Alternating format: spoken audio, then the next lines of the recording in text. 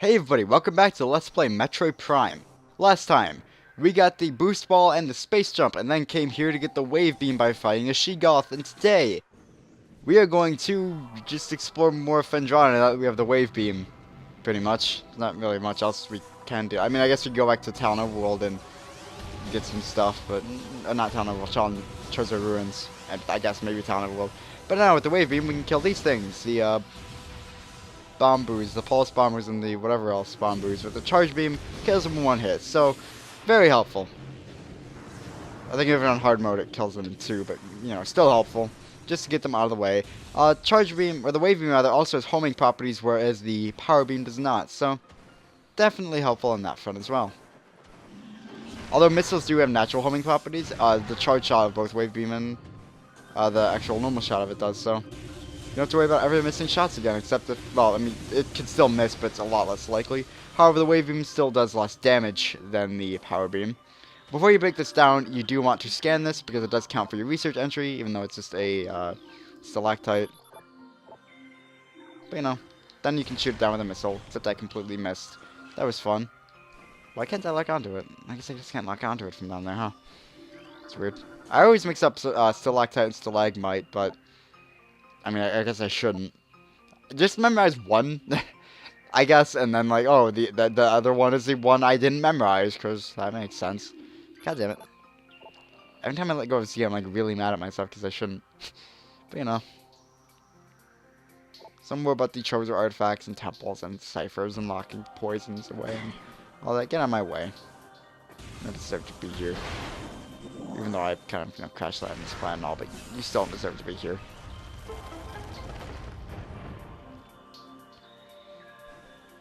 Alright, so now that's down. Again, if you didn't before, make sure you scan ice shriek bats. You will not get another chance. Also, I was wrong about where they disappeared from. When they disappeared. I don't remember when. At what point they disappear from that room, but just scan them, please. I mean, if you're going for 100% logbook completion, that is, and if you're not, then I guess who cares? But anyway, scan this as well because it's a boost ball slot. If you jump in it, or rather, it's a spinner, but you know, it's done through the boost ball.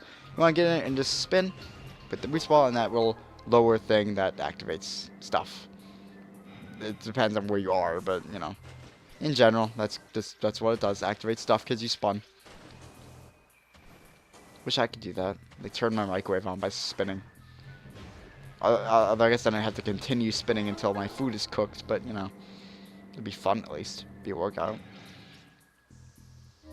Though I can't dance with a dance, so, you know. I can square dance. I hate doing it, but I can square dance. Because our school makes us. We have a square dancing unit. I'm not even fucking kidding. We have a square dancing unit in our gym class. In our school. Like, is that really the most athletic thing we can do? I mean, we can't go outside and play soccer or anything during that time. And I guess it's kind of cold during the time. It's in winter, but still, like, there's really nothing better for us to do than but square dance. I mean, there's a pit over there if you want to drop down there, and that takes you back to the lower level. I guess I would have used it. It takes you down here. But great. I'll see you back at the top because this takes forever to get through. I hate this room so much. What happens if you get crushed? I might actually know. Oh. That's great. Now I have to go into Morph Ball form to... Oh, that's the best thing I've ever seen. Okay. See you back at the, actually, this doesn't take that long. Never mind, we're not cutting anything out. Not worth it.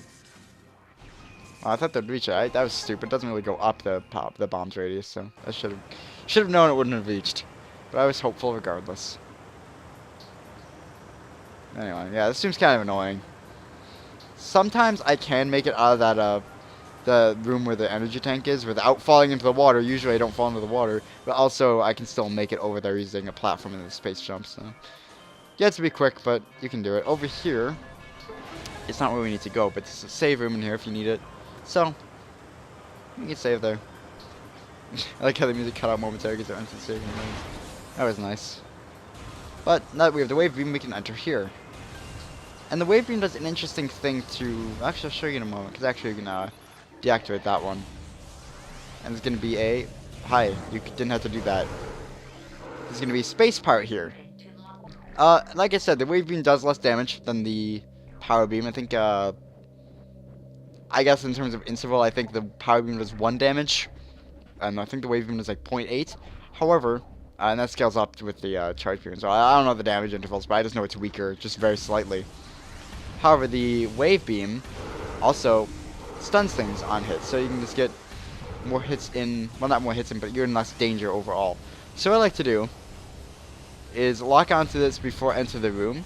It can't shoot me from here. I like to shoot at it until it goes insane. The wave beam, since it's electrical, it short circuits turrets like that, and then just makes them blast all over the place. It can hit air enemies as well, so that's good. And then it just blows up because it just gives up on life, I suppose. And that thing's detected us. We have plenty of space pirates to deal with. I think there's more new space pirates. Get out of my face! Yeah, there's new space pirates to study here, to scan here. Just normal space pirates. Kind of the enemies of Samus, because they're kind of allied with Ridley, who killed her parents and all. Not a very good group of people, if you ask me, but hey, maybe they're not as bad as they seem. Except they totally are. I kind of wish we had a game that centered more around the space pirates, because we really don't know anything about them besides they're space pirates. Great, okay. Like, the Metroid lore is great, but it's mostly just around Samus or, like, the Galactic Federation. Not so much, like, how are the space, like, what are the space pirates exactly? How long have they been an issue for? How big of an issue really are they? I mean, I guess the Galactic Federation's worried about them, but they also make, like, clones of them and shit, so, you know. Can't be too much of a threat if they're... That's just because the Galactic Federation is stupid, but, you know. They also make clones of Metroids, so... And they ask Samus to kill all those. So in here is going to be plenty of pirate data to scan. And, places like this, when there's a lot of pirate data, when there's a lot of just things to scan in general, it's when the game tends to slow down if you're trying to actually read everything. And usually I'm just like, okay, I scanned it, that's all I need. I don't need to read this unless I actually want to. Because there are, you know, playthroughs here and there. I'm like, oh, I just want to go through and read a lot of the flavor text of Prime. And just have like a leisurely playthrough of the game. But talking about Phazon here and infusing things with it, so that's interesting. There's 2, 3 more over here. Oh my god.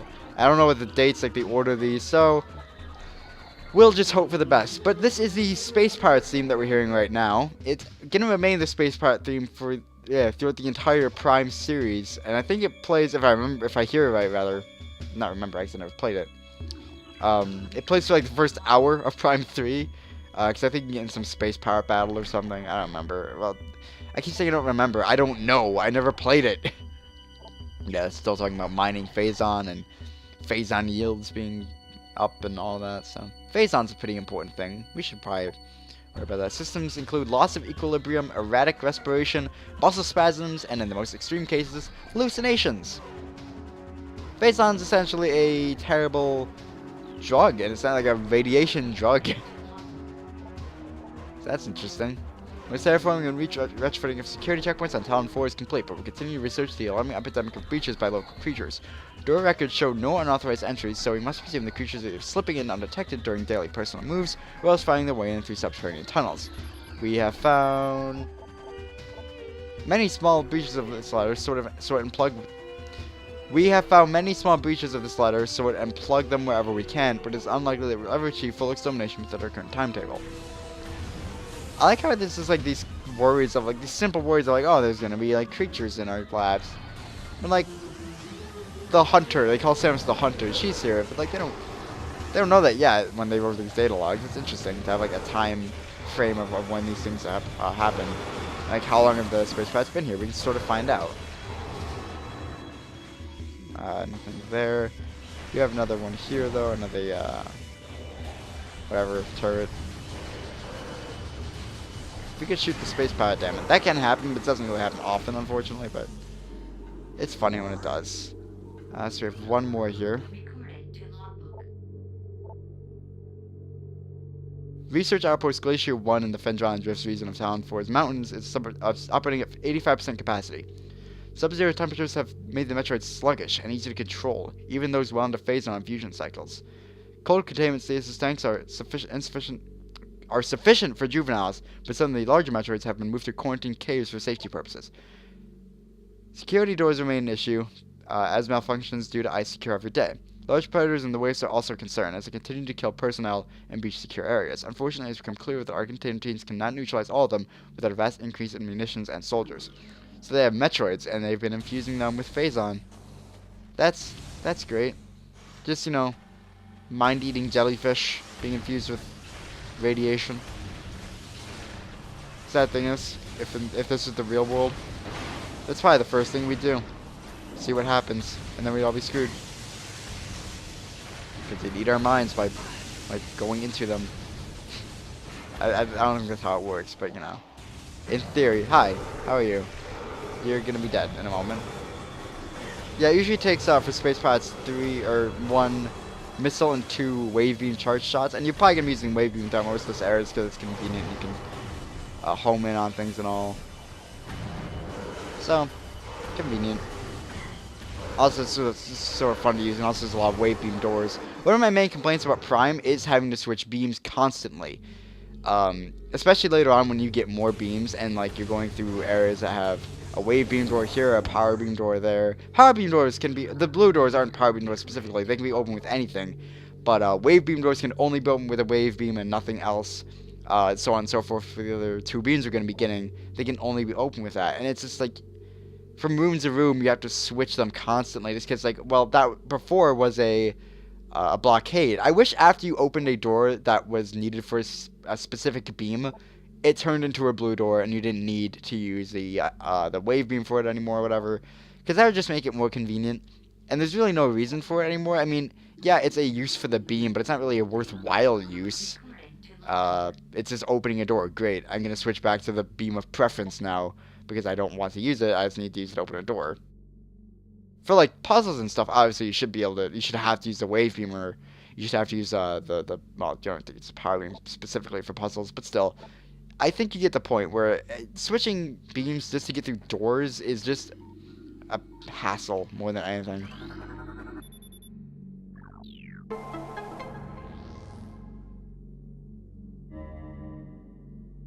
Go through here. Also, can I mention how beautiful this game looks? For when this game came out, I want to say 2004? No, it couldn't be 2004. I think it was 2002. GameCube game.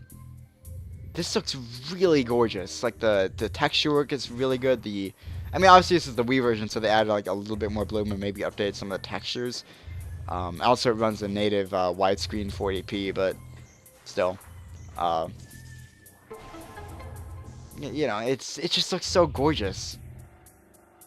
This game is just wonderful. I love it so much. It's my favorite Metro game, as I said before, but I've only finished the Metro games people actually care about, though. So, Prime 2 and 3 I haven't finished, and people care about those, but I finished, Super Metroid, Zero Mission, Fusion. That's it. I should finish the Prime games, but I'm not going to finish Other M. I don't like Metroid 1 and 2. Is that it? Is that really it? Jesus. Metroid is a small series. I mean, there's Prime Pinball, but whatever. Hunters. Right. I never really had interest in that game. Anyway, there's only 2 things here that count for your research log on this, and one of them is Planet Zebes. 4.8 trillion teratons. Planet's crust is primarily earthic ore, making it ideal for subterranean construction. A Class XIX, which I guess 19, a Class 19 planet, Zebes is inhospitable to most bioforms. The world was considered unremarkable until it became a base for space pirate forces. And I think this is the other one. Yep, this is Talon 4. 5.1 trillion teratons. Ecosystem studies indicate that Talon 4 was a biological paradise prior to the impact of an extraterrestrial object. What remains of this biosphere is slowly fading due to exposure to phazon radiation. At current rate of decay, Talon 4 will be a barren Class 13 wasteland in approximately 25 years. So that's fun. And then we have just a bunch of other planets that they put here because, flavor text. Planet is best known for twin fever, a disease caused by a viral strain native to twin tabula. In the early stages of the disease, victims suffer from double vision. When the twin sight fades, the victim is near death. And what else is there? I kind of want to read this because I don't think I've ever read these, just random planets. Where's the other one? There's one more. Isn't there one more? I thought there was. It's this, yeah. Ore mine 2, 2.3 trillion teradons. An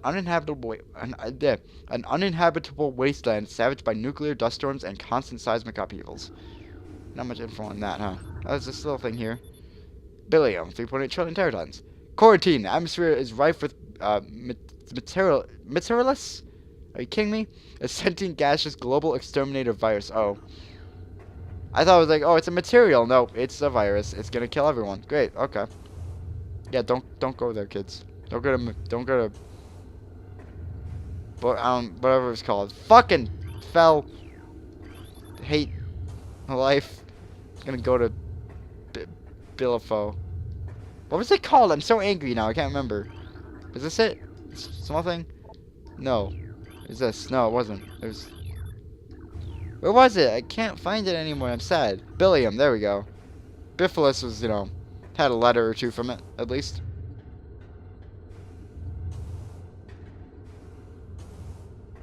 That's about it for this episode, but quickly, let's grab this. And not fall. I wanted to scan it first, but I was so scared of falling. This is super missiles. Can't really demonstrate them right now, but it uses 5 missiles from the power beam. Basically, you need to charge up the power beam, and then hit down, and make an open missile doors with it. I don't know the exact ratio of how much damage they do in comparison to missiles, but they do quite a bit more at least. So, in combat, you pretty much want to use super missiles instead of missiles from now on.